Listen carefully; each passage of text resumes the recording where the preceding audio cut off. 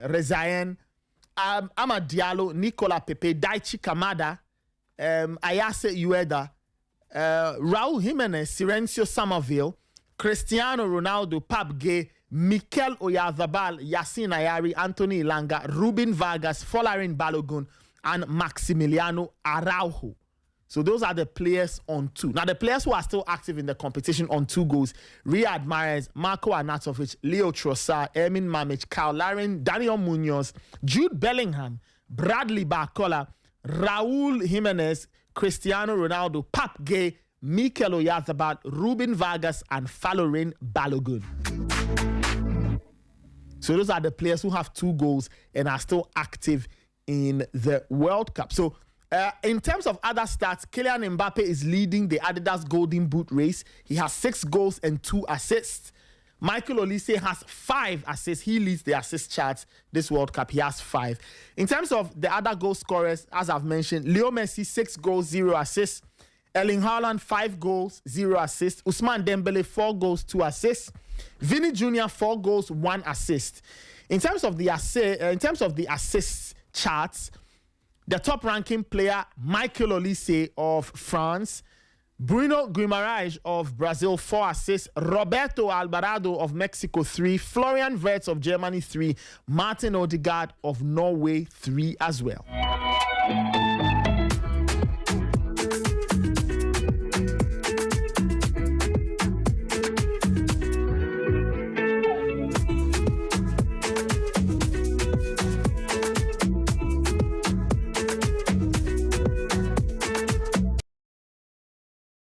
The Sporty Breakfast, your calls are welcome on 054-257-1061, 030-279-4805, 054-257-1061, and 030-279-4805. Give me a call. I'd love to hear from you. I'd love to get your thoughts on the World Cup and related matters. A few people have called. People are talking about the Black Stars needing to stay focused. Some people are saying that there's no trust that you can put in the African teams and all of that. Let me know what you think. Let me know what your thoughts are. 054-257-1061, 030-279-4805.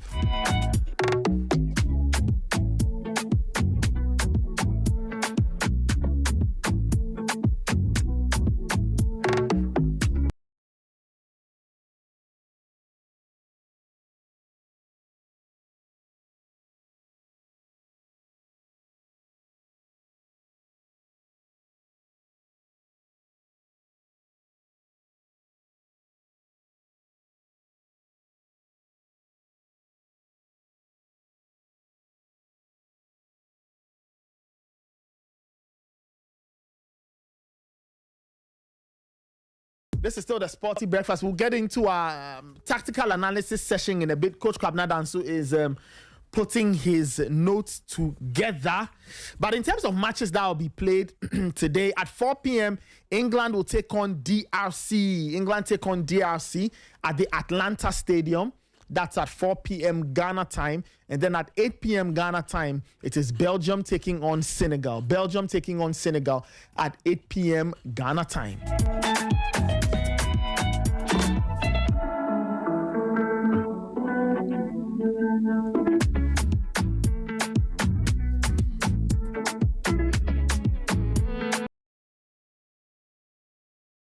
Night is USA taking on Bosnia, and then tomorrow 7 p.m. Spain versus Austria. So the US game will be played at the San Francisco Bay Area Stadium, and then Spain versus Austria tomorrow night is that's at 7 p.m. That game is at the Los Angeles Stadium, and then Portugal versus Croatia is at the Toronto Stadium.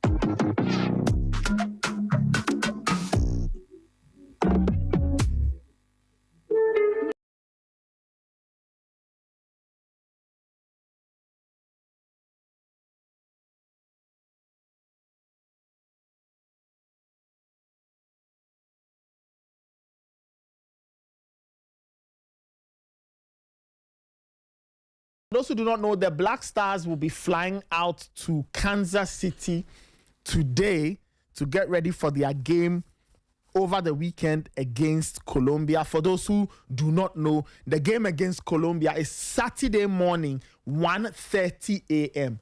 Saturday morning, 1:30 a.m. Saturday morning, 1:30 a.m. Right? Saturday morning, 1:30 a.m. That is when the Black Stars take on Colombia in their round of 32 game. That game will be played at Kansas City. So, you have to take note of the time, 1:30 a.m. on a Saturday. 1:30 a.m. on a Saturday. Saturday the 5th. No, Saturday is it the 5th of July? I'm not sure. It's Saturday the 3rd of July. Right? Well, 3rd is Friday in the US, so it's 4th of July for us in Ghana. 1:30 a.m. Saturday, July 4. Right? Saturday, July 4. So that is the lowdown in terms of that particular game. It's Colombia v Ghana. 1:30 a.m. Ghana time, Saturday, July the 4th. That is when that game will be played. So the Black Stars will be flying out to Kansas City this morning, not this morning, a little later. But they'll be flying to Kansas City today. They'll get in there, get some rest, and start to prepare for that game on Saturday.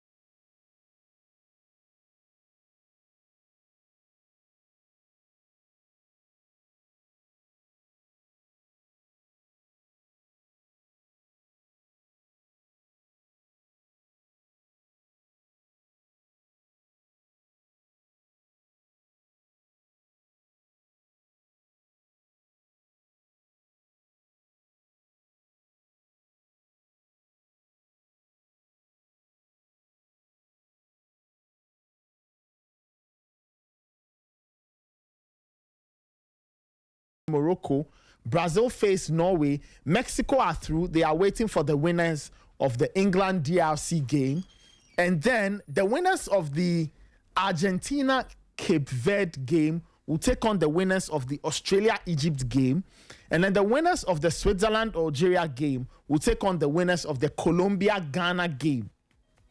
Okay, they'll take on the winners of the Colombia Ghana game. So that is that. So in terms of the round of 16 fixtures, let me give you the round of 16 fixtures. Paraguay versus France, that's on the 4th of July. Canada versus Morocco, which is also on the 4th of July. And then on the 6th of July, the winners of the game involving Portugal and Croatia and Spain and Austria will meet on the 6th of July in Arlington.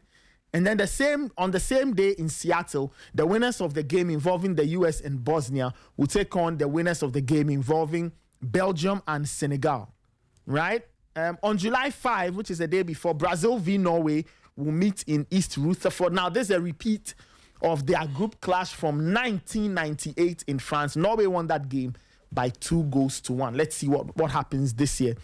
In Mexico City, Mexico will take on the winners of England DRC, and then the winners of Argentina Cape Verde, they will take on the winners of Australia v Egypt, and then the winners of Switzerland versus Algeria will take on the winners of Colombia v Ghana. So that is the path laid out, right? That is the path that has been laid out. So if Ghana progresses to the round of 16, they do know what it is they are going up against. Okay, they do know what they are going up against. Should Ghana make it, they take on the winners of Switzerland versus Algeria. Switzerland versus Algeria.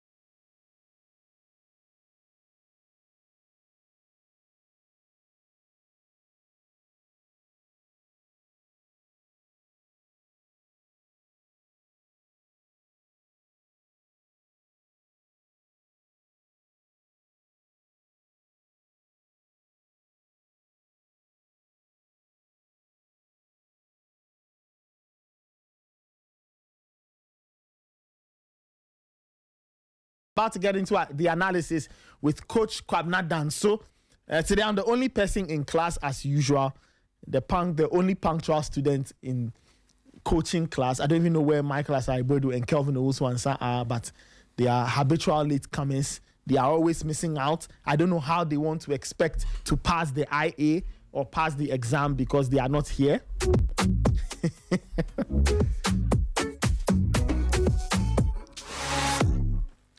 All right, we'll get into the analysis in a bit. But remember that all the things you are enjoying on Sporty FM Sporty FM in relation to the World Cup is happening via our partners. Coca-Cola, Feel It All, Pepsi, then do the two brush day and night. Club here, cheers to our chale. Didi Jollof, Didi Nasambre, Biome, Handy Farms, more than a farm, Ghana's mango elevated from farm to table, and the European Union supporting community engagement and youth participation through sports. Time check is 8:32. Let me welcome Coach Kwabena Danso to the studios. Coach, good morning. Good morning, Nathan. How are you doing? I'm doing very well, and you? I'm fine. Wow, thank you so much. This morning the weather is a little friendly. Yes. Wonderful. Yeah. Coach, what are we doing this morning? Okay, so this morning we'll be looking at two games, Ivory Coast and then Norway.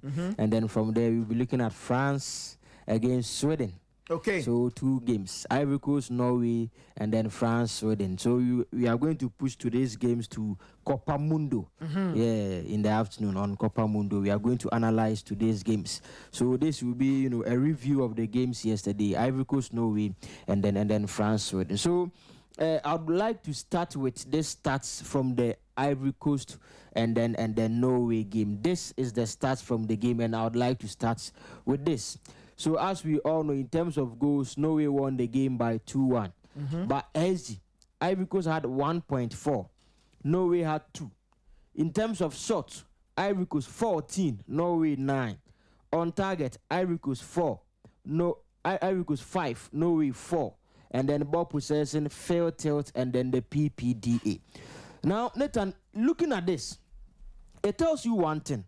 That first of all, in terms of ball possession, Norway had a higher ball possession than Ivory Coast. Yes. But in terms of shot on target, Ivory Coast had it than Norway. But let's look at this point. Once you have the shot on target, it is believed that you must get a better SG than your opponent because you had more shot on target than the opponent. Okay. But looking at this, although Ivory Coast had 5 shots on target, they had 14 shots in total. Their SG was 1.4. Look at Norway. Although they had 9 shots on target, 9 shots with 4 on target, they had 2 SG.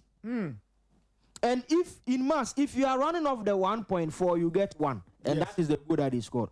And this is 2 already. The SG for Norway is 2. So they also scored 2. So with this, it means that the SG is correct. Now, why is it that Ivory Coast created, more shots in the game? They had more on target, but their SG was low. It's the reason it is best explained using the quality of the chances. Now, if we are looking at this low quality chance, have you seen that this circle is smaller? So as the circle gets bigger, it means that the chances are more high quality chances. Now this is the chances for Ivory Coast. This is the chances for Norway. Now Nathan, let's look at the chances for Ivory Coast. Have you seen these chances? Yeah. Very tiny. I noticed that they are of low quality. Very, very low. So it means that they were shooting at ranges or angles where they should have kept the ball. And it comes as a result of you know, at times trying to chase the game. So once you are chasing the game, there are moments where you need patience.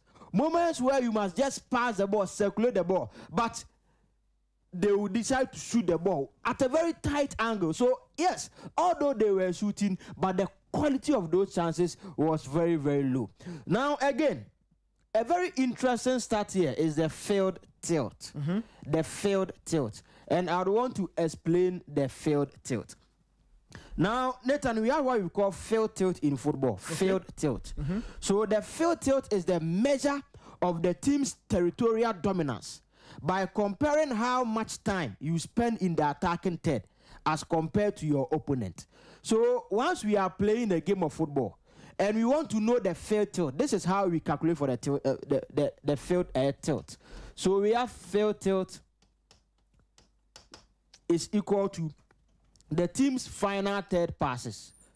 Team's final third passes over the total final third passes. Total final third passes. Okay, so a team times 100%. Okay, so a team's final third passes. Yes, divided by the total final third passes times 100%. Okay, that will give you the field tilt. So if you say the total, is it the total of the two teams? Of the two teams, okay. Yes, of the two teams. So assuming team A. To math class. Yeah. So let's use this: team A, team B. So team A had maybe 100 final third passes. Team B had 50.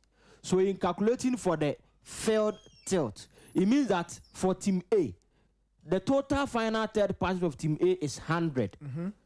Divided by the total final third passes in the game is 100 plus 150. So 100 plus 50, that will give us 150 times 100%. So you solve this and you are going to get the field tilt. So this 0 cancels this 0. 5 gets here, 2 gets here, 3. So you have 2 on 3 times 100%. 3 gets here, 1 gets here, 33.333. So times 2 gives us 66.6%. So it means that with this, the field tilt of team A will give us 66.6%. So this is how to calculate for the field tilt. Okay, so for our listeners, if you are a little lost, earlier, to give you context, so Coach Danso shared a graphic of the match stats. The graphics came from the Athletic, right? The Athletic shared, and the Athletic do that very often. So it described a number of things: goals scored, the XG, and then they listed or they described the quality of chances of the two teams. Now, listeners, in terms of the quality of chances, and we'll put up the graph again so you get it. The smaller the circle, the lower the quality of the chance. The bigger the circle, the higher the quality of the chance. Now, Coach used that to explain or to match that to the XG. To show that Cote d'Ivoire's XG or expected goals was 1.4. Again, for those who do not understand this business of XG, what we mean, the XG refers to the quality of the chance. So we say XG is expected goals. So they look at the quality of the chance. It almost like, so the XG is calculated backwards. When the game is done, then you look back on the chances, and then you look at the probability that this chance would end up as a goal. So the greater the XG, the more likely that this chance would end up as a goal.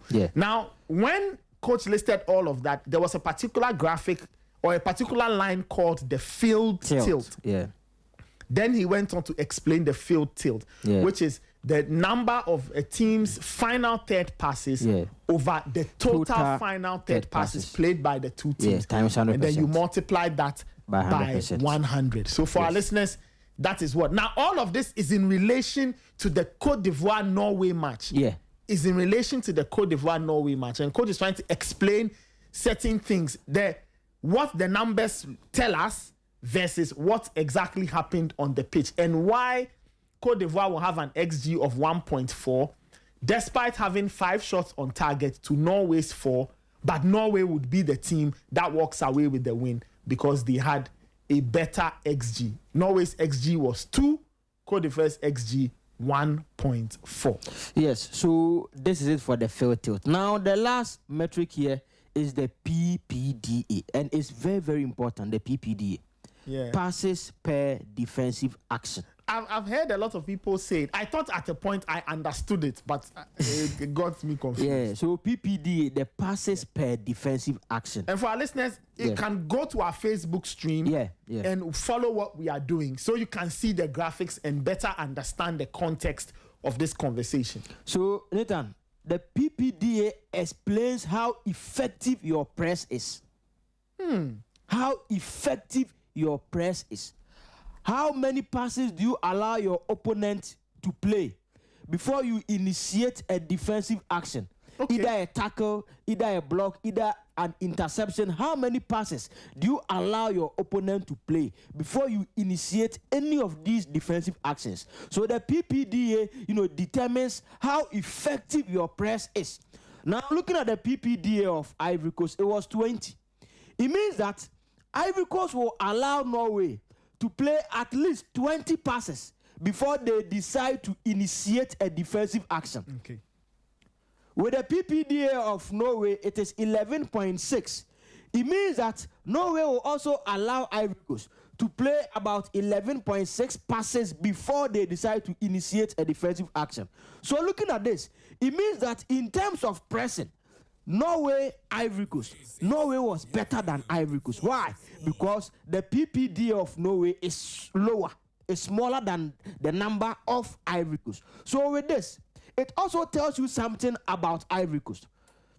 It's not only about the low quality of chances that they created in the game, but also in reference to their pressing.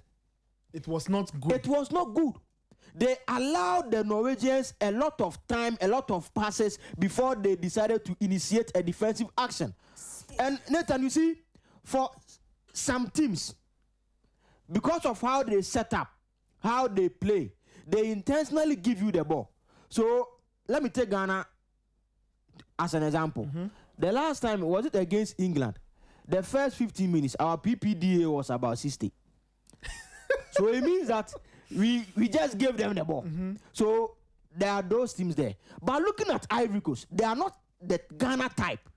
There are teams who will be chasing you for the ball. So if you were chasing the opponent for the ball, then it means that the PPDA, the value must be lower. But in this, to me, 20 is a little bit high. And with any good team, 20 passes before you decide to take a defensive action, he can use those 20 passes to find a very good pass, and then they will hurt you. So this is the stats from the Ivory Coast and then Norway game. Now let's get into the images and let's analyze the game tactically. Nathan, the first one here is Ivory Coast in their 4-4-2 out of possession. Okay. Now, once you are defending in the 4-4-2, all the time we said it, the most important thing is not the shape, the 4-4-2. The most important thing is not the 3-2-5, the 2-3-5 that you are using to attack. No. Nathan, the most important thing is the behaviors within the structure. So yes, the structure is there. The structure, it is there. But the behaviors within the structure, okay, the things you are doing within the structure, that makes the structure complete. It's just like we are here. This is a structure. Very nice structure. We have the studio and everything. If Nathan do not come here for the Sporty Breakfast, can the mic talk? No.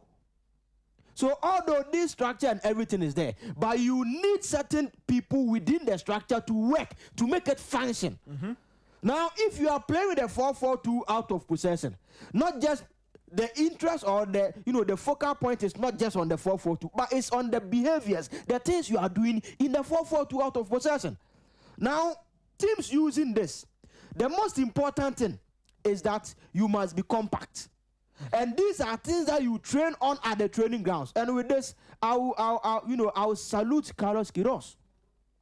Because in the first 2 games, he showed that Ghana, we were compact. In our last game, we were not compact enough. So the first one is compactness.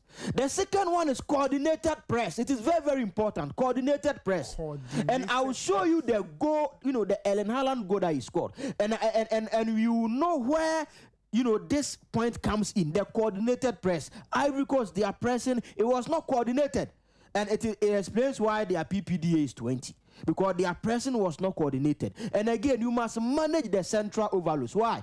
Once you are defending in a 4-4-2, it means that these players, 1, 2, they will play as wide midfielders. So in the central area, you'll be left with only 2. Now let's look at this. They have 2 here. But how many players do you know we have? 1, 2, 3, 4.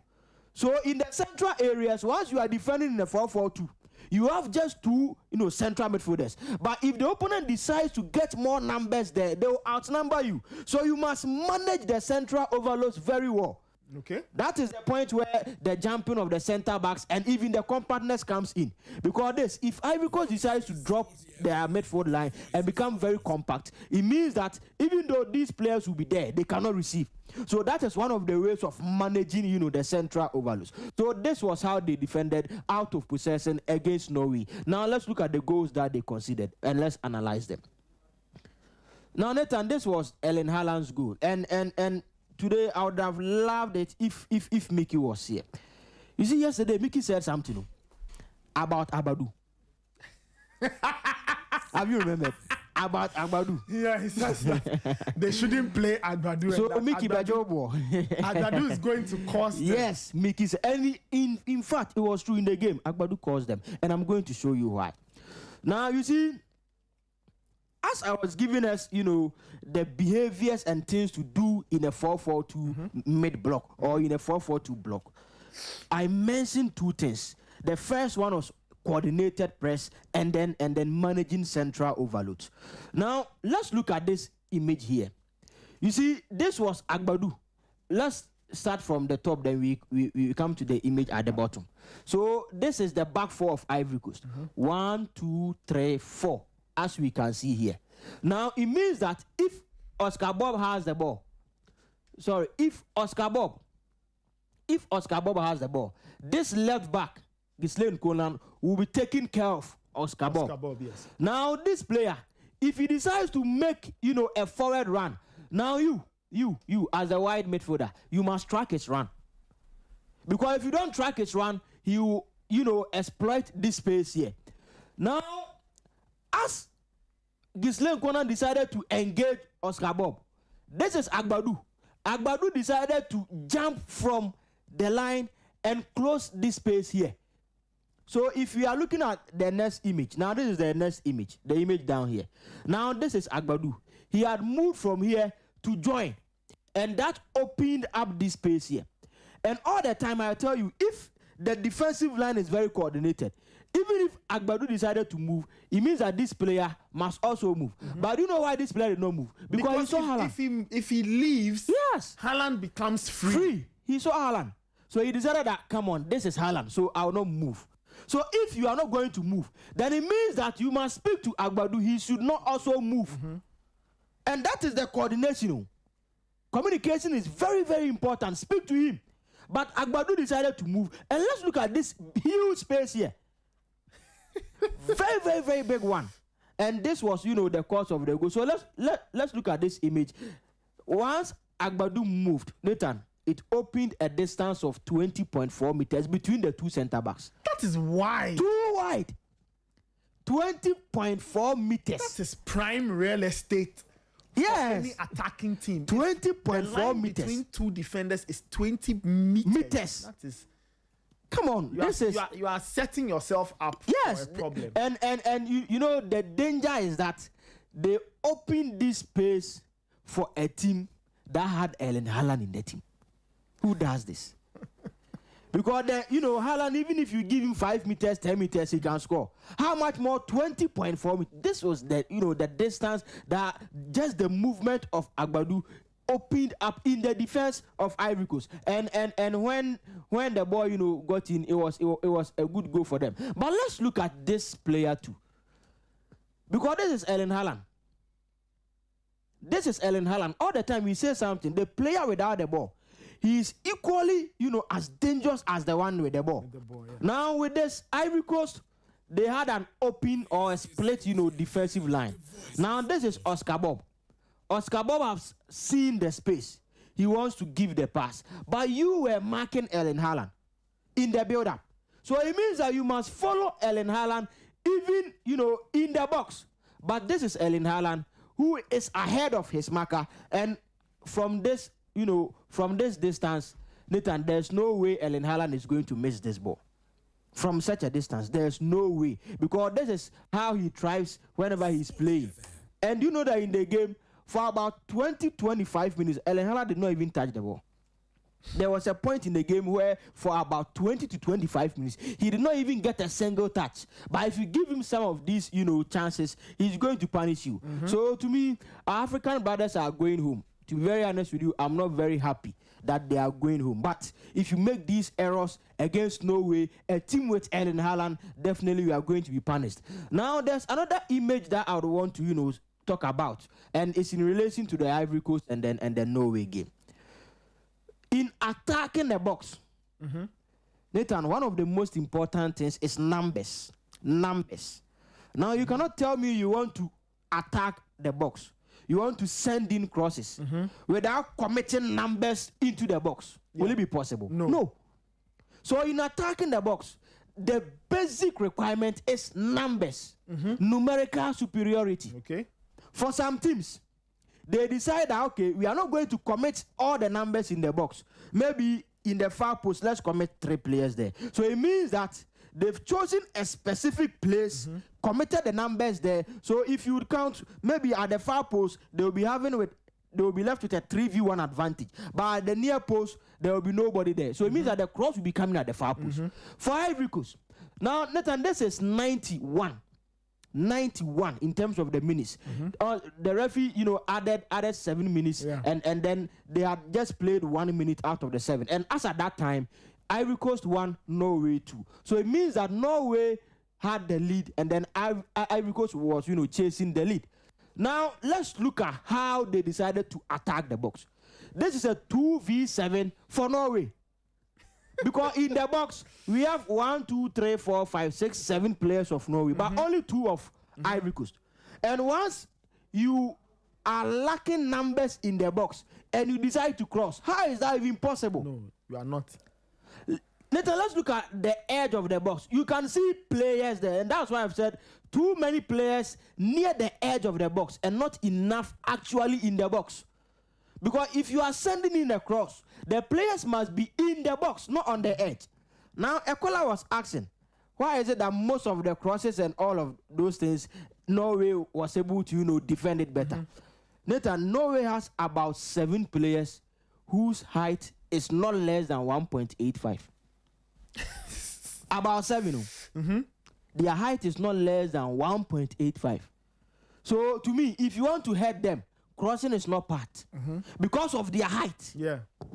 So you can send in a lot of pinpoint crosses, whatever, but because of their height, they will be able to defend it and defend it very well. And if there's one thing that I like about these Norwegians, they are interested in scoring, not how they play.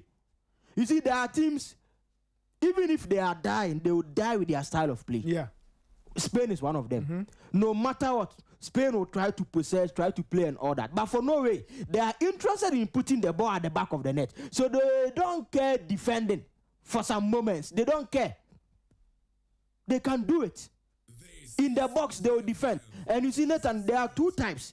We have defending in the box, defending outside the box. Okay. So defending outside the box, most of the time, that is where we use, these defensive shapes. So the mid block, the high press, and all of those things. But once you are defending in your box, you don't need any of these things. What you need is numbers to defend.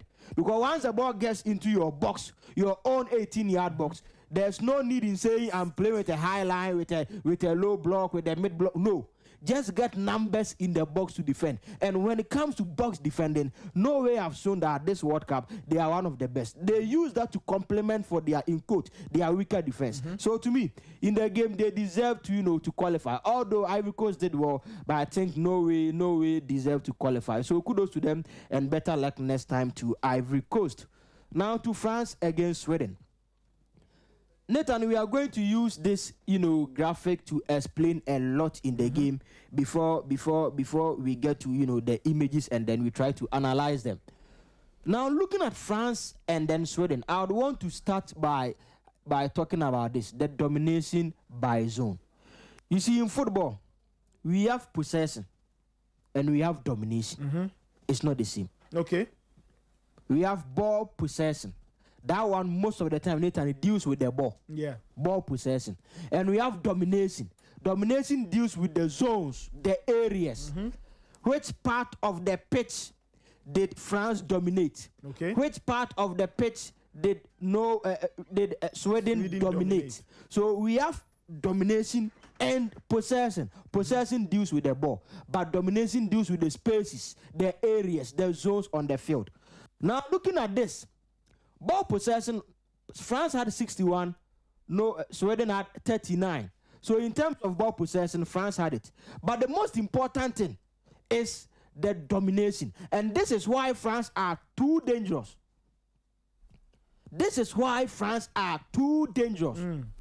It is the domination and not just the possession. And I'm going to show you why. Now, Nathan, this is the half of Sweden. This is the half of France. Okay. And looking at this image, it speaks a lot about both the offensive and then the defensive areas of France. Now, for most teams, even if you will be dominant in terms of, or you have a lot of ball possession, you cannot dominate their 18-yard box. For most teams, Nathan, you cannot dominate their 18-yard box. So you have the possession, you'll be passing the ball around. But for you to have dominance in their 18-yard box, it is impossible, almost impossible. But let's look at this image. Now, the red is where Sweden dominated. Now, this gray area is a zone that are contested. So even in the 18-yard box of Sweden, of which we've divided it into 3 different parts, the left side, the central, the right side. In terms of the left side, it was a gray area. It means that it was in contest. Yeah. The right side, it was a gray area. It means that it was in contest. So it was only the central area in the 18-yard box where Sweden actually dominated. And this is Sweden's 18-yard box that we are talking about too. Let's look at France's 18-yard box. All of the 3 areas, France dominated it. Yeah. So most of the time, your own 18-yard box, you are going to dominate it. But for France, this is this is what makes them very, very dangerous. Even in your 18-yard box, even if they cannot, dominate you, they will make it in contest. So 55-45.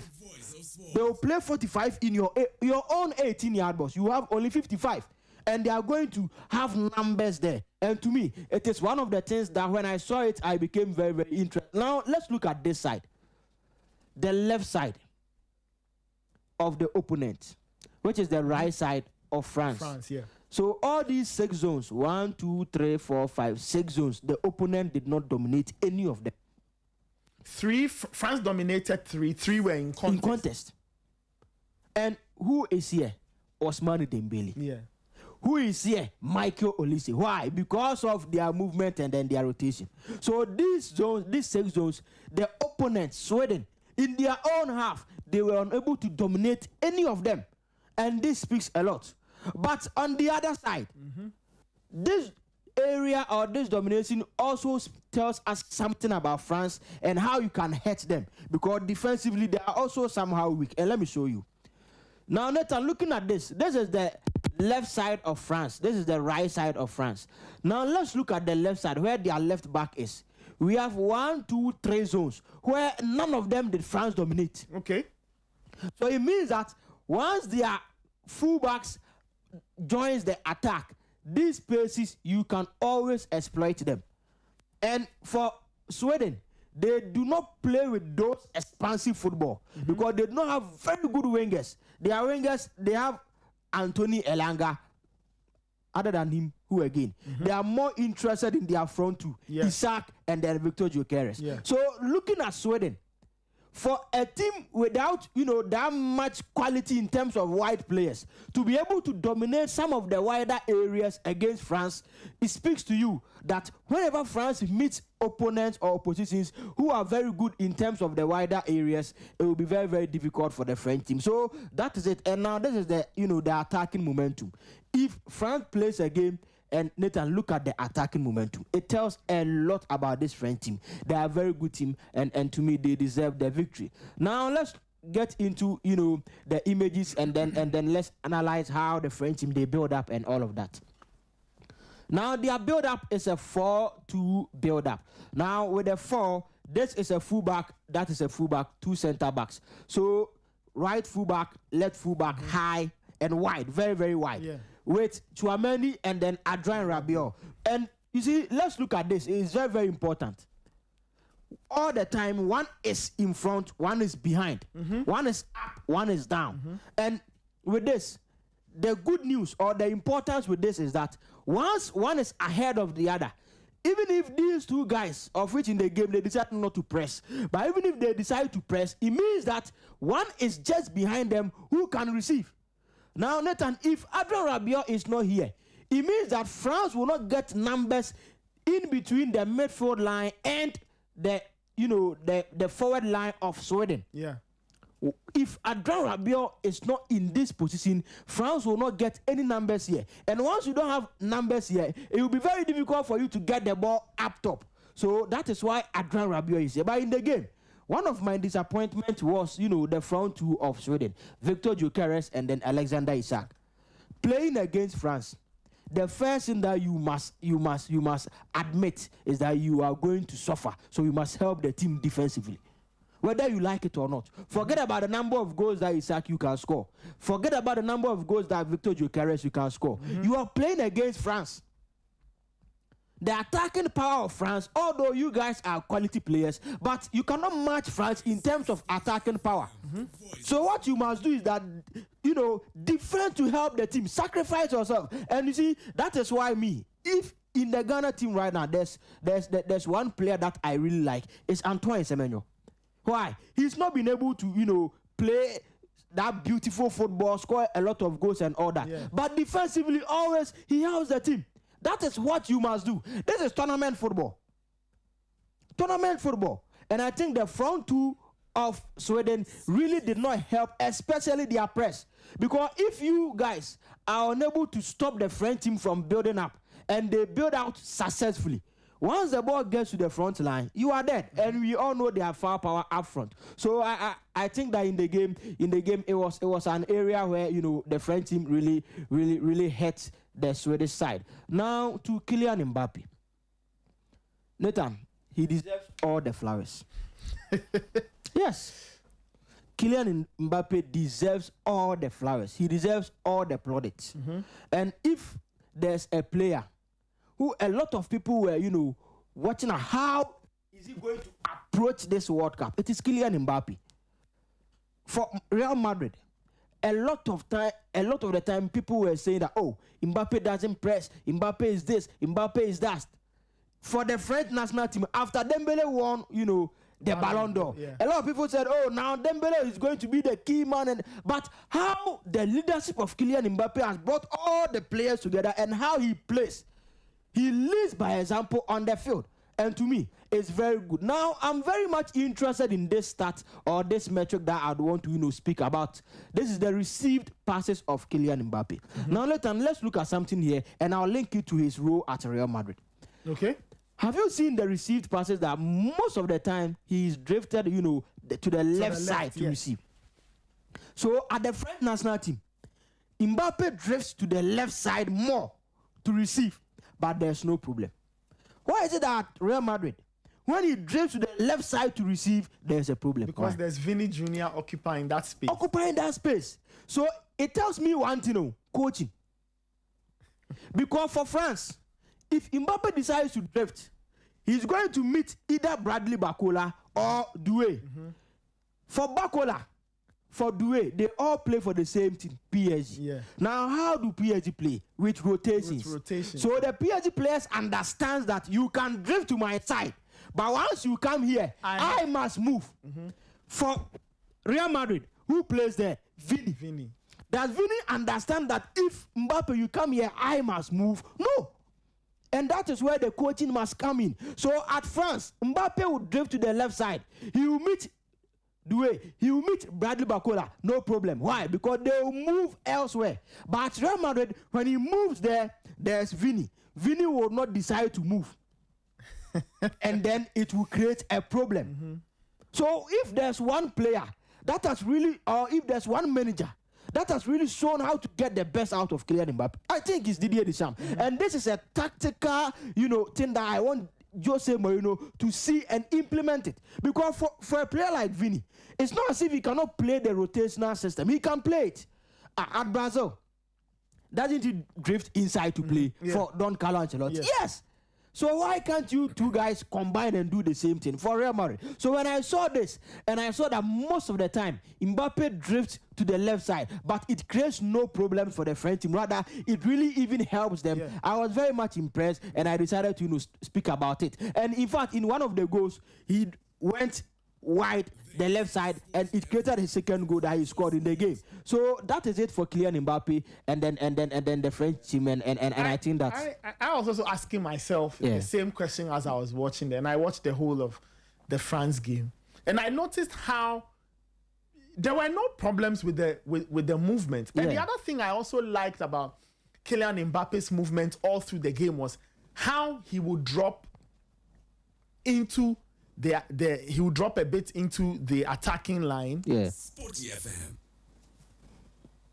Okay. And he would get on the ball, or even though he's not dropping, his back is turned to goal. They're bouncing the passes off him, or he's playing the ball to either side, most often to his right. And then he turns and sprints into the box.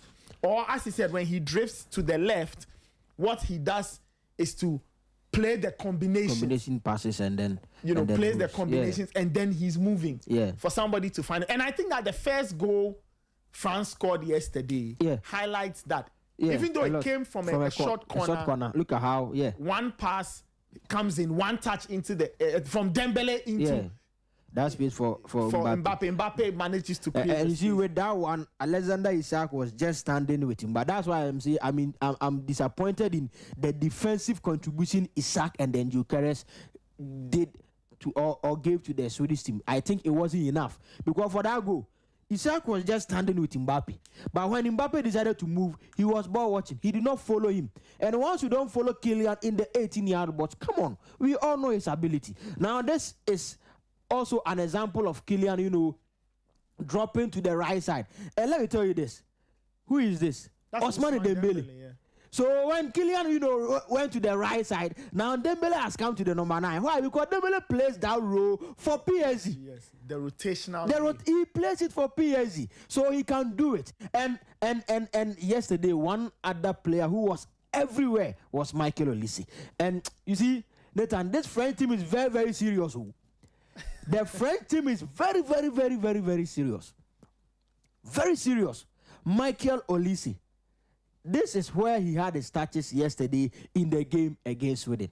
He was almost everywhere. The good thing for Olise, when he takes the ball, he has the ability to pass. If the defensive line decides not to engage, he can also shoot from wherever he is. And yesterday, he nearly scored the goal of the tournament. That ball, the bicycle kick. Come on, I was even praying that, although I'm a big supporter of the Spanish national team, I wanted that ball to get inside the net, because come on, it nearly became the goal of the tournament. And yesterday, Olise was everywhere. So kudos to the French team. For somebody who has played as a wide player, a large part of his career, he seems to play the number 10 role very effortlessly. He almost like he's been playing as a number 10, or is that the ability to know when to give the ball, the weight of the pass, his decision making, where to be at what time, how to receive, how to turn. Yeah. And the fact that his movement allows, France can manipulate your defense any way they want. It allows Kylian Mbappe to go into all kinds of positions. It allows Dembele and Barcola and Doué to do all kinds of things to your defense. Yes. So talking about Olise, when he was talking about, I decided to give you this. Michael Olise. Yeah. And this is a pass, even in their first game against Senegal. Do you remember how he gave, that pass to Kylian Mbappe? Now, I think there's something special about this guy. Yesterday, after the game, I was listening to Thierry Henry, and he said that if Mbappe is the MVP of the French team, Michael Olise is the MIP of the team. And they said, who is the MIP? He said, the most important player. And to some extent, I agree with him. As he, drifted from the left side to the number 10 row, when he came there, he's been playing it as if even for Bayern he plays there. But no, for Bayern he does not play there. Mm-hmm. It is Jamal Musialas and then the Carlenas, and they play at the number 10. But Olise is wide. But his ability to drift inside and play as a number 10 is exceptional. You see, I decided to look at his early days in England. Mm-hmm. And for one of his teams, he was playing as a number 8, at times as a number 10. Okay. So coming into the midfield, he's able to do that. I think was it Queen's Park Rangers or what? Yeah, I know he played for QPR, Reading, and then Crystal Palace. And for QPR, he was playing as a number 8, at times as a number 10. But since he was very good at dribbling, some of the coaches decided to put him wide, because in the middle, if you lose the ball there, it easily comes back as a transitional threat. But if you lose it at the wider areas, we can quickly shift there and press. So he is able to play centrally too. And you see, there are not many players who can excel in different roles and give you world-class performances on each one of them. At the wider area, he will play, and he's one of the best he's one of the best wingers in the game. Mm-hmm. So in the season, we were always comparing, is it Lamine Yamal or Michael Olise? At that role, he is the best player. Mm-hmm. But at this World Cup, he is playing at the number 10. He is playing as a number 10 at this World Cup, and he's excelling too. So if there's one other player that I wanted to praise aside Mbappe, I think it is Michael Olise. And to me, this French team really looks so solid. Their offensive threat is mind-boggling. Now I want France to face one profile of a team, and analyze how they are going to play against them. I want France to face a team who will decide to have a lot of ball possession. You see, yesterday, Lamine Yamal said something. He said France are a very good team, but they cannot beat Spain. Okay. That was what Lamine Yamal said. Okay. In fact, he wanted to stir the environment. So he said France are a very good team, but they cannot beat Spain, because in their recent outings, the Spanish national team has beaten France. So he thinks that they can still beat them again. You see, for France, the wide players need a lot of the ball to make those movements, those rotations, and all of that. Yeah. So I want France to meet a team who also decide to keep the ball to themselves, just like Spain will do. Yeah. And I will see how they will play in transitions. Because yes, they have all the tools to play in transitions. They have Olise, Dembele, Doué, Barcola, Mbappe. In transitions, these guys are threats. But for France to really beat you, at times they need to, exert their dominance at your own final third and try to play some 1 or 2 passes before they can find the final pass. And that's why I'm saying that I want France to meet a team who also keep the possession, and we will see how it will go. But other than that, so far this World Cup, in terms of the favorites, I think we are all going to put France at the topmost level. That in terms of the favorite for this World Cup, and then the performances that they've shown, to me, they are ahead. They are ahead. They are even leading my own Spain. France are ahead. I see. 9:13. This is still the Sporty Breakfast.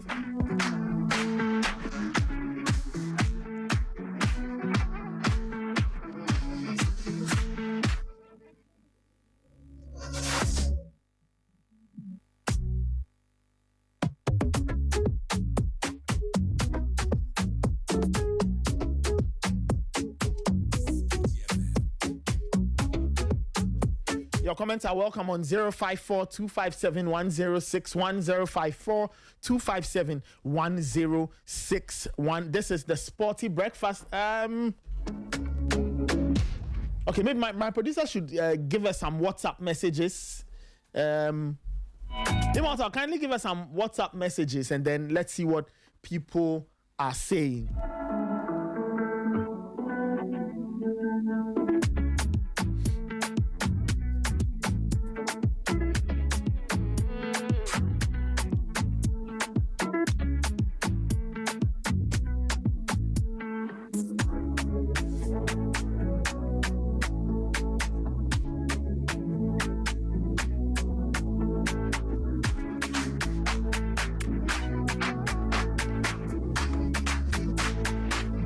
All right, let me go through some of the messages. Benjamin Kwame Azosu from Adenta says, the Ivorians lost the game from the bench because why did the coach decide to bench a big game player like Ahmad? You could see the difference he made prior to coming in as a sub. Nicola Pepe was a passenger in the game yesterday. Coach, your thoughts on this one? I've heard a lot of people say that, why didn't Ahmad start? Why didn't Ahmad start? I'm wondering... Yes, you see, as you said, a lot of the time, people, advocate for Amad Diallo to start the games for the Ivorian national team.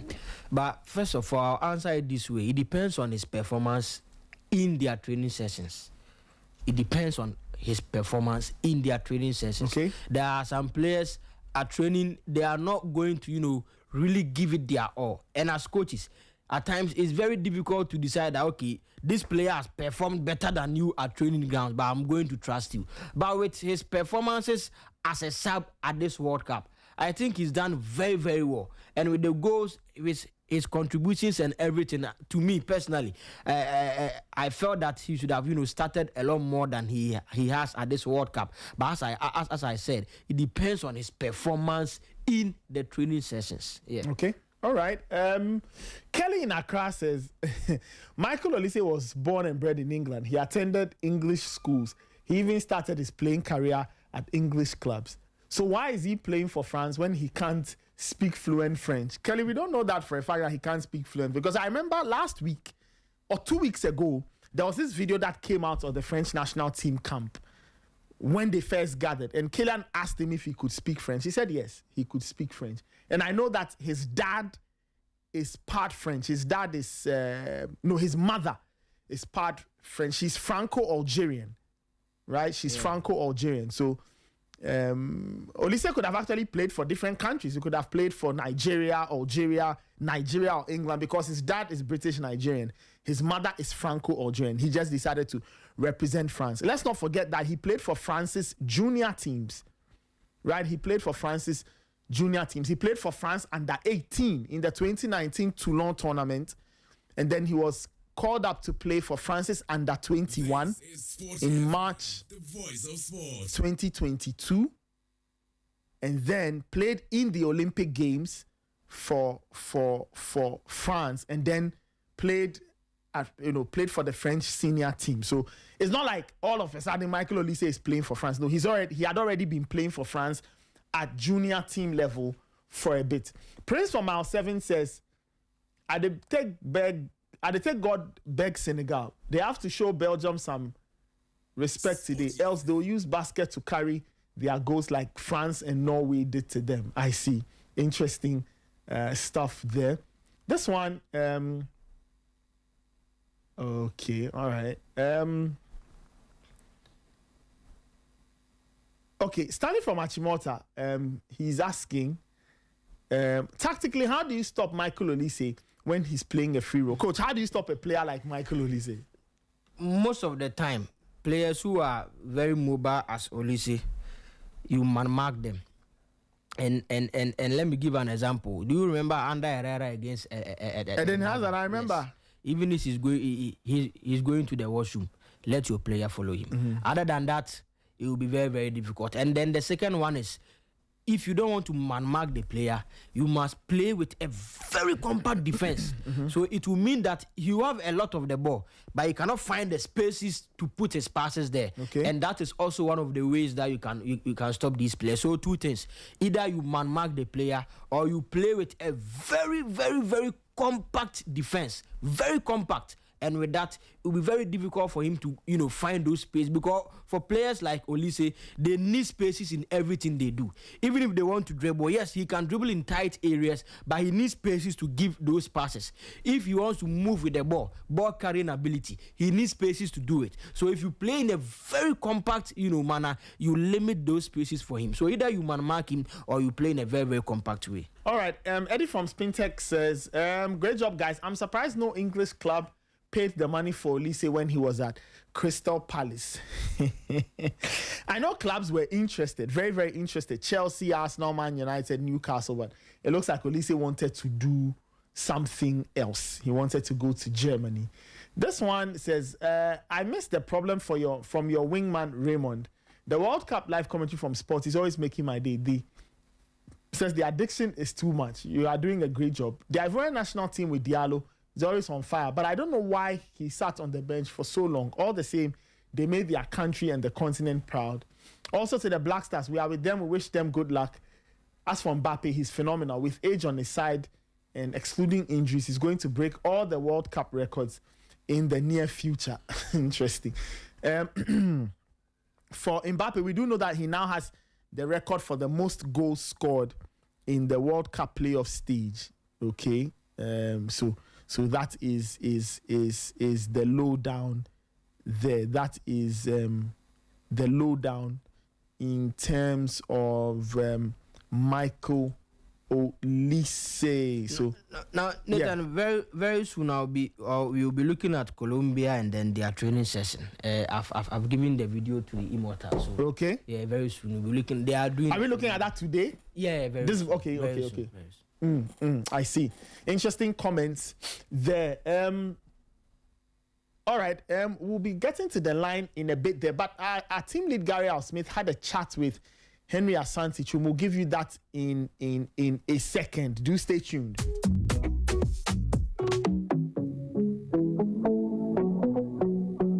This is Sporty FM, the voice of sports.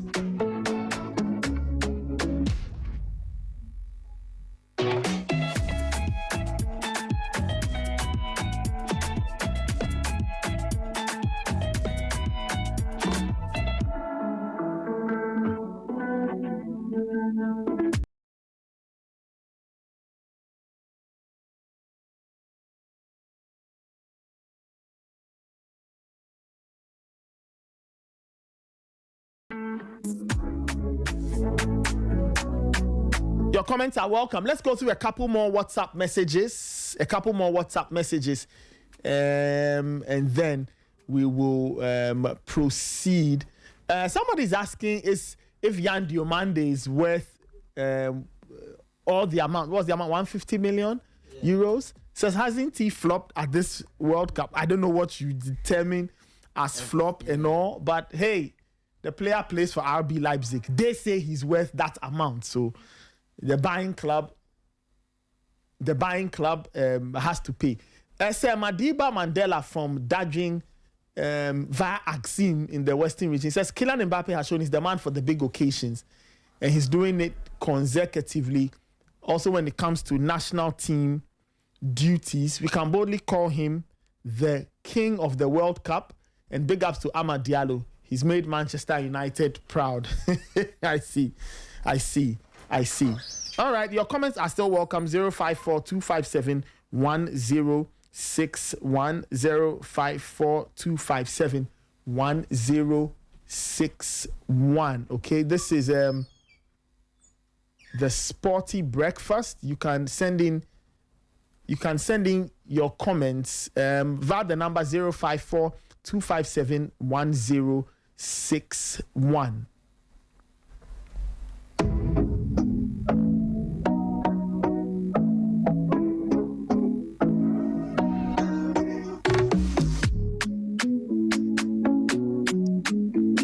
Time check is 9:24. All right, before we proceed, Coach Danso says he will tell us a bit more about the Colombian training session. Okay, before we get into Colombia's training session, let's get this quick interview that our team lead Gary Al Smith conducted with Henry Asante Chum. Henry Asante Chum is the GFA's communications director, and Gary had a quick chat with him on updates from the team. Right, in terms of injuries, fitness, who's available to play against Colombia over the weekend. So here's this interview between Gary Al Smith and Henry Asante Chum on the Black Stars and the status of players who had a few injury concerns. What I can say is that he's fine. The doctors have been working on him since we played a game in Philadelphia. He had an initial, pain in the ankle. But from the day we played a game and the following day through to yesterday and this morning, he's fine. He's able to walk freely without any support. And he says that the pain has reduced drastically. So he should be fine for the match. Ghana has been very lucky in this World Cup with injuries. We've barely had anything. The only high-profile one was Lawrence Atizigi in the first game as well. Any updates on that? Well, Lawrence has been training. I think that the reason why they did not put him in the game against England was precautionary, because once it has something to do with his groin area, you always do not want to aggravate that pain. And goalkeepers normally they go in for long balls, long kicks. So if care is not taken and he goes in for 2 or 3 long kicks and the pain comes back, it changes the dynamics of your game. So the goalkeepers, coaches Fatau and Dan Gaspar, decided to rest him for the England game. And once Benjamin Asari came in and things went well, they had to stick to that decision of keeping him in the next game as well. So Lawrence is fine. He's training okay. He looks very lively. The pain is gone. But from now onwards, the decision lies in the bosom of the coach. Who can play and who cannot play. Wicked. The third injury that we heard was precautionary was Jerome Opoku as well, and that was after the England game. We understand that he was not played because qualification was secured, and so you didn't want to also aggravate a groin injury. How is that? Yes, Jerome is back on the pitch. He was on the field today. He should be integrated. Hopefully tomorrow next, and we'll be in contention for the match. Wicked. So, apart from these 3, as far as I know, there's no more injury issues in the camp, as far as I know. Not at all.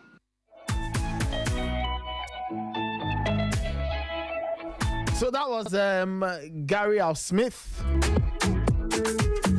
having a chat with Henry Asante Chum.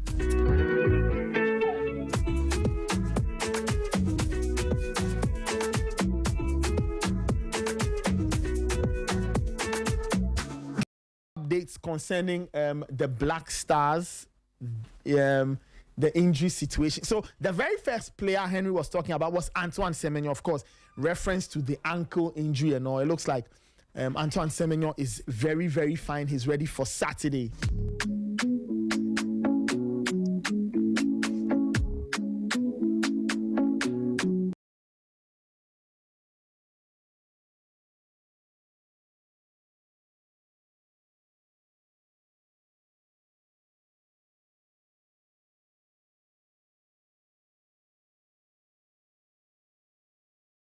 So at least now you know. According to Henry Asante Chum, the Black Stars players are fine. They are being assessed. Antoine Semenyo looks like he will be good for this weekend's game, which is Friday in the US, but it will be early Saturday morning here.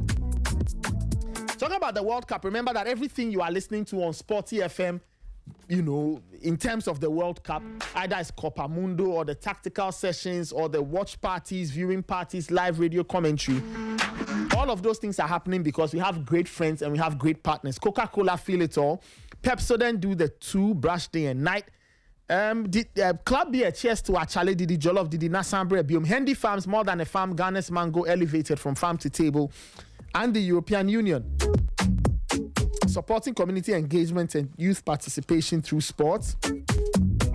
The World Cup 2026 on Sporty FM is the world's greatest football tournament on Ghana's biggest sports station, Sporty FM. We are the voice of sport. Now, if you're looking for a place to catch all the World Cup action, let's say today, right? You want to enjoy England v DRC, and then the game at 8:30 p.m., 8 p.m., which is Belgium and Senegal. You have to go to the Coca-Cola Football Village at Good Park, Accra, or watch all your favorite matches with fellow fans. Enjoy high energy vibes, music and entertainment, plus a chance to win great giveaways. So bring your crew, bring the energy, pull up to the Coca-Cola Fan Park, because this World Cup, you just don't watch it, you feel it all. In football, you don't reach the World Cup without discipline. And when it comes to your smile, the rules apply in the same way. World-class defense is not built in a day. It's built by brushing day and night, because every meal is a snack attack. If you are watching games at 1 a.m., midnight, 2 a.m., 3 a.m., you'd want to eat something, and that is not good for you or your teeth. You don't want the germs to win. So you need to brush your teeth day and night with Pepsodent. And they've brought the limited World Cup toothpaste. It comes in 3 variants: fresh breath for all the confidence, antibacterial to fight germs, plaque removal for a cleaner, stronger smile. Get the Pepsodent World Cup limited edition today, available at supermarkets and shops nationwide. This World Cup season, Pepsodent says when it comes to your oral health, Fano World Cup. Now, Beckleks and Cooks, they are telling you that they have freshly prepared meals and baked delights for you every day at Beckleks and Cooks. Where are they located? East Legon Hills, close to the Macarius Lighthouse. What are they offering? Sandwiches, fresh bread, croissant, donuts, assorted pasta, and jollof rice. So whether you are grabbing breakfast, lunch, a quick snack, or catering for family and friends, we've got something delicious waiting for you. Beckleks and Cooks, let's get baked. Call them on 0555 062714, 059318 5899. Sinclair Tech, they are at Ashaleboche, close to School Junction. This World Cup season, they are offering you great discounts on their products. So if you want to change your phone, buy a new PC, maybe you want an iPad, you want a gaming console, you want home appliances and accessories, you need to speak with Sinclair Tech. Call them on 0549 462 550, 0549 462 550. Follow them on social at Sinclair Tech _. Sinclair Tech, your trusted destination for technology and electronics. Sinclair Tech, elevate your life. We are still talking Black Stars.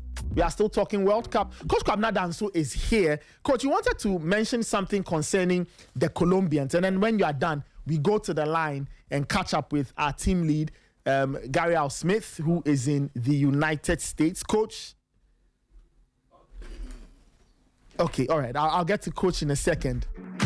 But your comments are welcome. 054 257 1061, 054 257 1061. Okay, all right. Let me go to the line.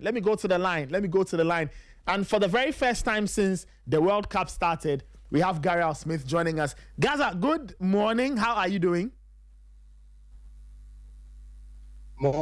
Morning, 5 a.m. here, which is probably why I usually am not able to join so early.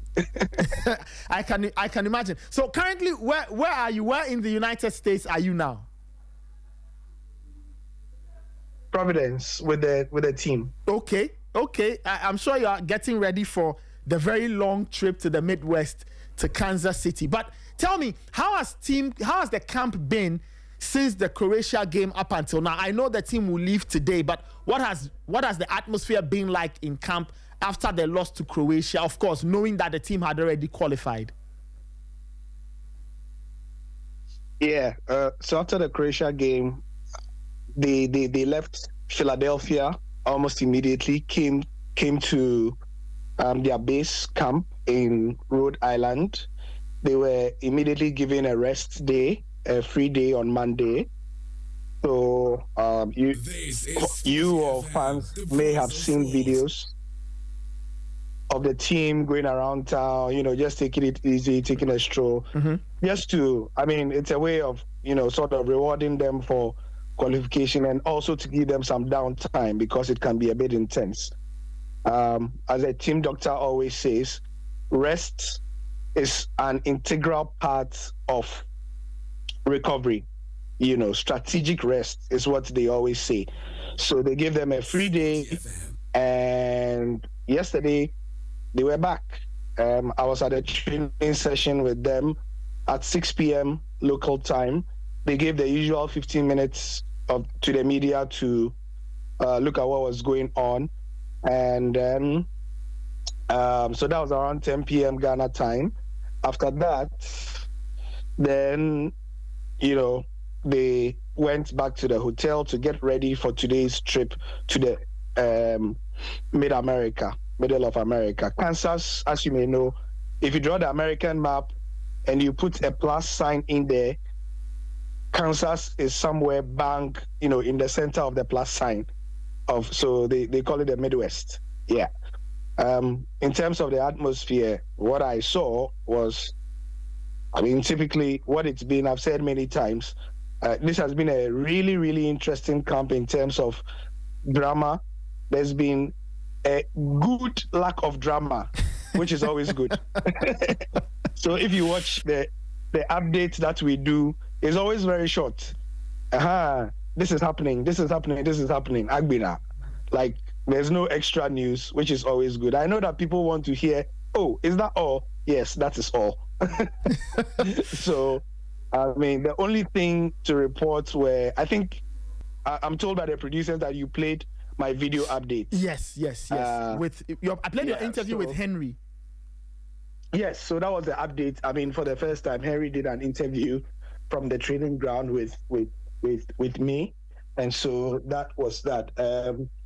I just noticed that my video is not on. It's on now, so I'm able to come on the screen. Yeah. So the update, as you played in the video, but for those who didn't catch the video that you played or the audio rendering that you played, I asked about key things, especially in relation to the injuries. The Ghana camp has been generally lucky with injuries this World Cup. Mm-hmm. We've not had any major injuries, thankfully. For the first time in a while, the Black Stars decided not to bring players who were injured to the camp. In the last couple of tournaments, yes, we have had the incidents of bringing certain half-fit players and hoping that they'll be fine after the group stages and so on and so forth. Mm-hmm. This time, I think that the decision was taken to keep all injured players at home so that they recover fully and properly. And I don't know what the fans would think, but I would think that those decisions have been vindicated. Not to bring Kudus and wait to, put pressure on him and to play him half-fit in case we qualified, which we have. Neither have we decided to bring in Alexander Jiku as well, nor Mohamed Salisu, nor Francis Abu. Because remember, Francis Abu was okay. He had gotten past the worst part of his injury. Mm-hmm, yeah. And if the team wanted to bring him in, because 26 players, you can bring him into the camp and then hope that at some points, but I think that the decision not to bring them has been vindicated. The only ones we had were Lawrence Atizigi, who unfortunately had an issue against the Panama game and has since not been there. So I asked Henry, and you heard him say in the audio that Lawrence is fine. He trained yesterday. We saw him train. But the decision was taken, obviously, after the second half that Asari had against Panama. The decision was taken to keep him against England. And after he had the good performance he did as well, the decision has been further taken to keep him as the number one in post. So Atizigi officially is fine. He is available for selection. The team has just decided that if it ain't broke, don't fix it. So as we speak, Atizigi is good. Between now and Friday, the team will take a decision, just like in any team, mm-hmm. whether it's your House of Oak or Kotoko, Manchester United or Arsenal, the teams will be available once a keeper hits a vein of form. They usually, unless something drastic happens, he's not changed. But yeah, I mean, anything can happen. We should not be surprised if Atizigi can be seen in goal on Friday, because hey, between now and Friday they may see something that may, or maybe for some other tactical reason, they may decide to put him in because they feel like he's a better option against Colombia than Asare would be. So that's it on the goalkeepers. Semenyo took a knock. I'm sure fans saw that. Yeah. During the game against Croatia, he was hobbling a bit. Yesterday, that's 2 days ago now.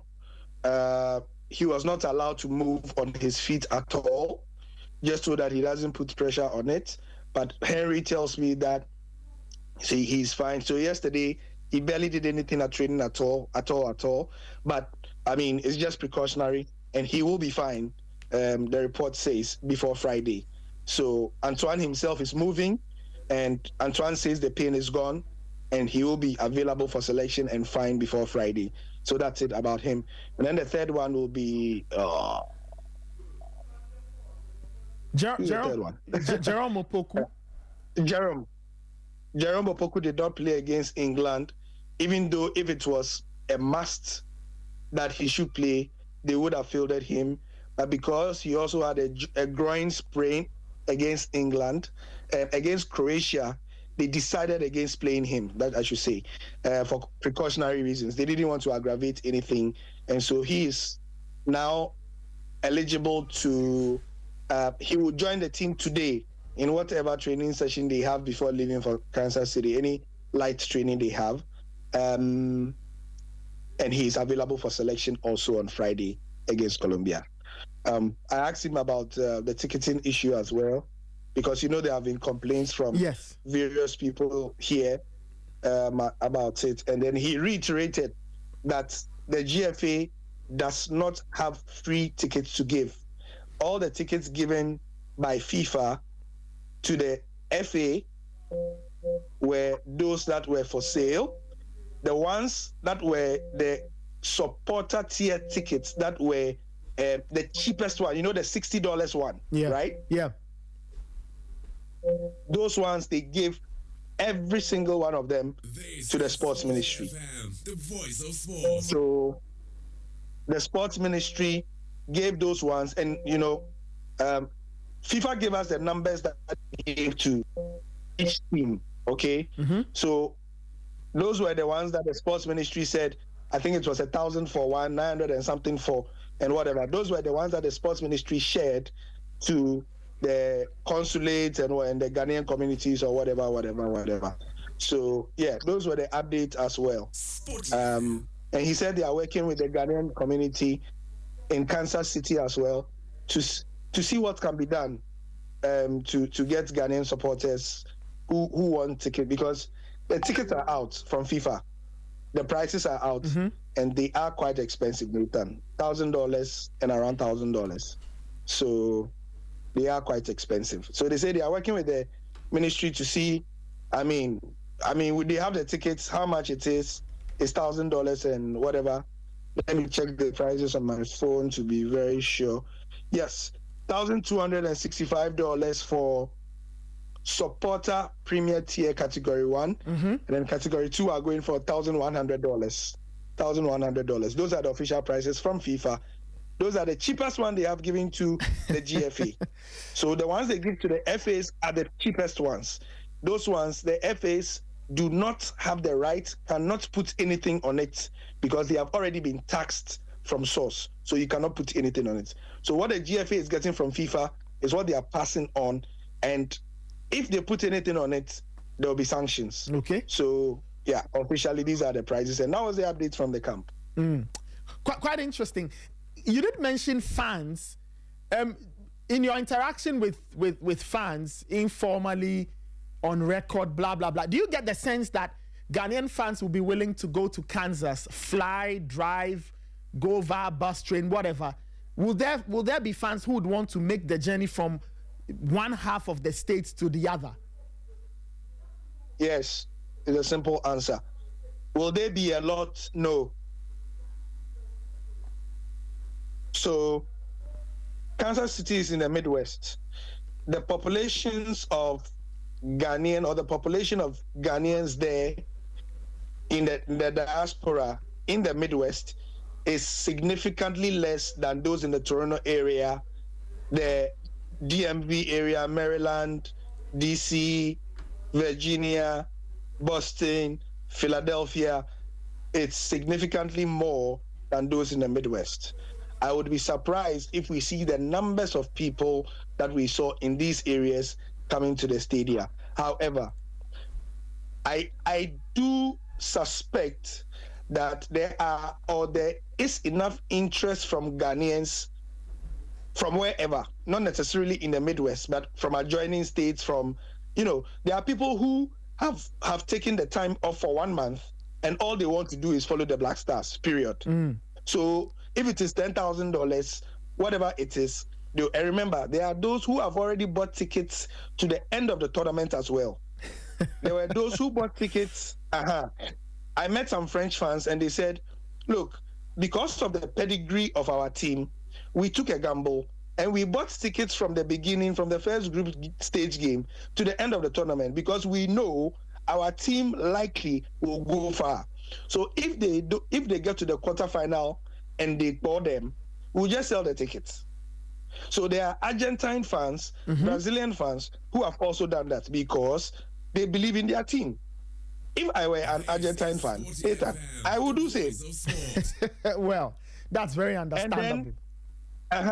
And then if for some reason they bought my team, I'll just sell the tickets on the secondary market easily.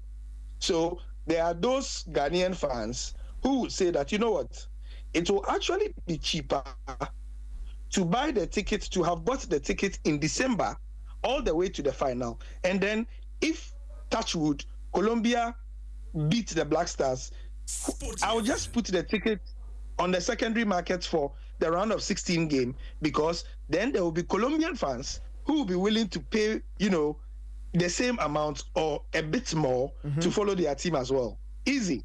So the simple answer to your question is, will there be Ghanaians willing to travel from one part of the United States, maybe the West Coast to the Midwest or the East Coast to the Midwest? Yes. Will they be in the same numbers as we saw in Toronto? Because remember, Toronto, the greater Toronto area, not even the whole of the Toronto, geographical area, has 50,000 Ghanaians. Only Toronto, Greater Toronto, has 50,000 Ghanaians. Yeah. This is official data according to Canada Statistical Service records. Official data, So, and then not to even mention the New York. I mean, you know that New York and those places there. I mean, it's our house. So this is the simple answer to the question. And somebody got in touch with me. He said he's an executive of the Ghanaians in Kansas City and the Midwest. So he got in touch with me. I passed his contact on to the GFA and Henry. So they have, how do I put it? They have spoken. So they have made an arrangement. And so when the team lands today, you are going to see videos of the Ghanaian community meeting. They've given them the time they will land, where their hotel will be. And, they've coordinated and everything. And so you will see a good Ghanaian presence welcoming them and everything. What I hope would happen, I must say, is a better coordination and communication than we saw in the first 3 matches, so that we are not going to have complaints that, we wanted tickets and you people didn't talk to us, and those things. That is what I hope would happen this time round. Okay. Yeah. Well, tell me, what have fans been saying after hearing that the sports ministry's scheme of providing tickets to fans had come to an end after the group stage? I'm curious. I like to know how people there reacted to the news, because now they need to find their own money to buy match tickets. Ghanaians or human beings are wonderful people. The human beings who, when government bought or procured, let me just put that word properly, procured tickets and shared, the same human beings, why are they, including me, I'm one of the problematic human beings, I'm one of them.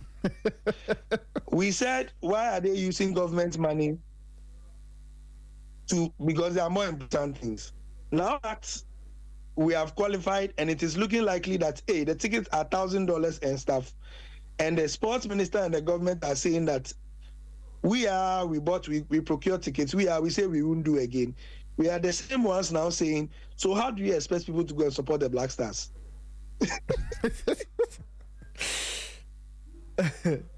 We are the same people saying. People were texting me and saying, oh, so Gary, those of us who make the journey from Ghana to come and support the team, and we are still here, how does the government expect us to support? And I said, I don't know what you want me to say, because, the point, Nathan, the government would have to use some mechanism to share the tickets. But the thing is that whichever mechanism the government uses to share tickets, we will not be satisfied. Yeah, that's true. That is true. We will not be satisfied because we will say, who did you give it to? How did you share it to them? So now the government says, we won't do again. Go and buy your own tickets. So everybody should do their own thing. Quite interesting. We'll have to wait and see what happens. But Gary, nice catching up with you. How are you getting to Kansas? I'm curious. Are you flying? Are you going via bus? What's the plan? Oh, by the grace of God. By the grace of God. You definitely be in Kansas. By the grace of God. I mean, I'm not saying it but at Sporty, we one of the great things about us is that we plan. Yes, ahead quite well. That is true. Yes. So, in our meetings, we had made significant attempts to plan to the end of the tournament. And so, remember last year, and we might have said this on air for people to hear, that Sporty as a group used the Club World Cup as a pilot and as a test case scenario. So we had Sarah Poraria on the ground to cover the entire Club World Cup from beginning to end.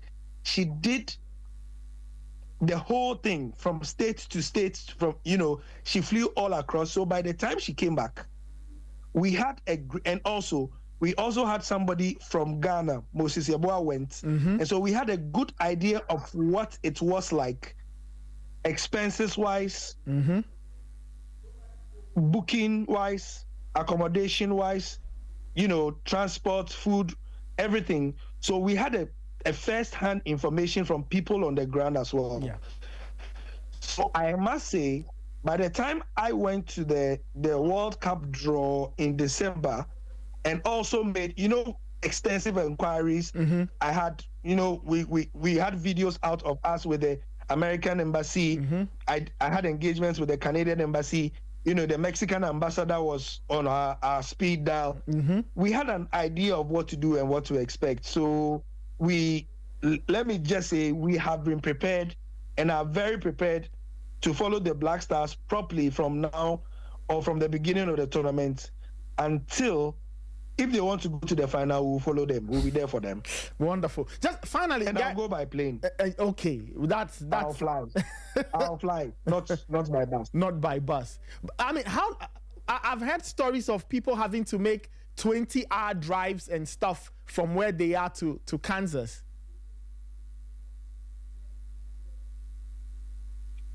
Oh, look, Nathan. Just to give you an idea, we made a decision in-house that beyond a certain number of hours by bus, we were not going to risk our health. And because for those who know America well, the distance from where I am now, Providence to Kansas City, it is not just about the hours. the geography and the topography and some of the places you may pass are quite dodgy. Okay. Now, to give you an idea, between here and Philadelphia, it's a straight road, no problems, no danger, no nothing. And so I went by bus. 6 hours in, 6 hours out. I went by bus. Why? Because, the time was favorable. I was able to get there. But even then, it was supposed to be a 4.5 hour trip. But there was traffic. So those who watch the Sporty TV feed will notice that for the Ghana-England game, I was pitch side before the game, and I did pre-match with Kwekwa Ferry and our Nigerian colleague. But for the Croatia game, I was not there because the estimated time of arrival beat me because there was more traffic than anticipated. So I got there. By the time I got there 10 minutes to time, and so I missed the pre-match. But I got there, and so we're able to do post-match and everything. So look, the answer to your question is yes. Unfortunately, some of our journalist colleagues are going to go by bus, and it's going to take them 15 to 20 hours from here to get there. Wow, sounds like an intense period for everybody covering the World Cup. So whether you are, I'm saying this. I'm saying this also for people back home to appreciate the unprecedented nature of this tournament. It is unlike anything the football world has ever seen. For FIFA, it is easy to sit in their cushy offices and decide that they are going to give 3 countries, that is essentially one continent, the right to host a tournament. 4 years after doing it in a country that was only one city, and fans could even watch. I know some fans from Ghana who watched up to 2 or 3 games every day, because all they had to do was to quickly leave one venue, take a train, which was free, by the way, in Qatar, and go to the next venue and do it. This one, even the FIFA president, who has a private jet and helicopters on standby, he has not able to continue his tradition of watching every single game. It is humanly not possible. So yeah, that's what's going on. all right, Gaza, we'll leave you to start your day. It's almost what's the time? I'm almost 6 a.m. where you are, so let's leave you to start your day. Thank you. Safe trip to Kansas. We'll catch up when you land, and all the best. Yes, sir. All right. We're also available to be giving more updates on Copa Mundo. I think Raymond is still here, I believe, right? Yes. So Raymond, he brought out the exclusive with the sports minister yesterday, and the 2 of us are on the ground. Yao Fusulabi is back in Ghana as well, and so we hope that everybody makes Sporty their reference points for everything World Cup, as we do our best to bring you the updates. By the way, I have been up for the last 3 hours because I had to be connecting with Sporty TV as well. So the grind never stops. Gaza, take care. You have a safe trip to Kansas, and we'll catch up later. This is Sporty FM, the voice yes, of sir. sport. All the best. All right, thanks. That was our original content lead, Gary Smith, joining us from the East Coast of the United States. He will be heading Midwest to keep an eye on the Black Stars. The Black Stars play on Saturday morning, Ghana time, 1:30 a.m. So when you go out jamming on Friday, remember to quickly catch a game. 1:30 a.m. That's when the Black Stars play against Colombia in the round of 32. That game is at Kansas City. That's where England were based in their group stage, or for their group stage run. Time check is 9:58. We'll be wrapping it up here on the Sporty Breakfast. Let's not forget that Copa Mundo is on at 2 p.m. 2 p.m. Ghana time, 2 p.m. V-Power and the crew will be here to take you through the latest from the World Cup before the England game at 4. All right, Prince from Mile 7. Oh, Charlie. Somebody is asking us to ask Coach between Kamaldeen Suleiman and Yan Diomande, who is better? Charlie, you people. All right, we'll be wrapping it up in a bit there. This is the Sporty Breakfast. A couple more messages and then we leave. Benjamin Kwame Asosu from Adenta says, please ask Coach, shouldn't the Ivorians, after equalizing, shouldn't they have taken charge of the game or even push it to extra time? Because you could see the Norwegians were a bit tired. Okay, interesting. I don't know, Coach. I don't know if you agree. Somebody was asking if you think Cote d'Ivoire could have dragged the game to extra time after they equalized. You see, yes, it was possible. But as I analyzed, when they equalized at the 91st minute, they decided to attack the box without numbers.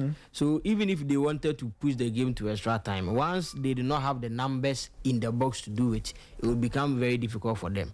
So yes, they wanted that, but with how they were playing, it was nearly impossible for them to do that. Okay, all right. This is still the Sporty Breakfast. We will be wrapping it up in a second. Okay, I think we don't have any more messages. Time check is 10 on the dot. Coach Kwabena Danso, thank you so much. He'll be joining V-Power and the gang for Copa Mundo. I think that's where he'll show more of the Colombian training session. We couldn't get through that this morning. But Coach, thank you so much. We'll catch you in the afternoon for Copa Mundo. All right, the final message says the fourth resignation at the World Cup. So 2 of the host nations have progressed. I hope the USA does not disappoint. Okay, that's our show. My name is Nathan Kwame. Many shouts to the production team.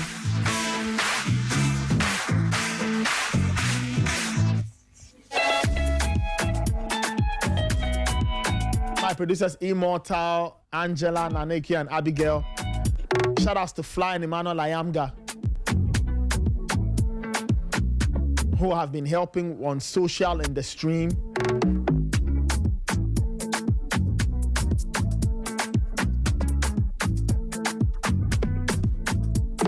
Many shouts to you, our listeners.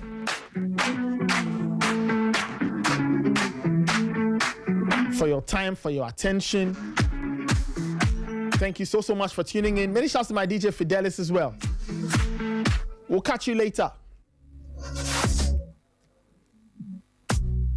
Let's not forget that the news is at midday. There's Sporty Plug at 12:30. There's Copa Mundo at 2. There's live commentary in terms of the World Cup today. England v DRC. And there's Belgium taking on Senegal. Yeah, it's a really, really loaded day. Thank you so much for joining us.